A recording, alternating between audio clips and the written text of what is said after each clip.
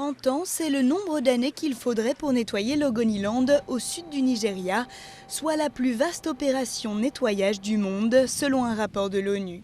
Après 50 années d'extraction de pétrole dans la région, le brut a infesté les eaux, les nappes et les terres environnantes.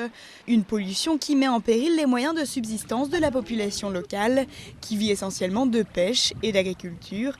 Une véritable catastrophe écologique et humaine. Il y a des communautés dans le delta du Niger et plus précisément dans l'Ogoniland qui sont exposées tous les jours à des niveaux chroniques de pollution pétrolière et à des cancérigènes démontrés tels que le benzène.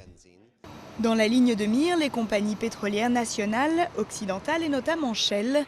Le groupe a quitté la région en 1993 suite à des troubles, mais des oléoducs appartenant à sa co-entreprise continuent d'opérer sur la zone. On souligne que l'entretien des infrastructures est inadéquat, ce qui entraîne de nombreuses fuites. Pour Shell, c'est avant tout le résultat de sabotages, de vols et de raffinage clandestin.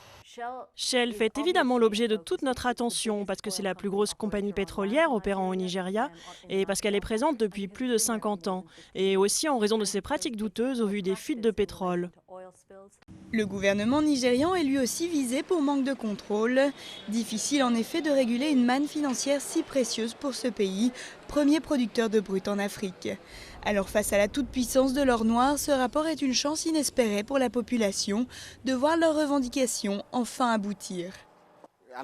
Un grand nombre d'actions en justice vont être engagées. Shell et les autres compagnies pétrolières ont profité d'un système judiciaire faible pour commettre impunément un tas d'atrocités.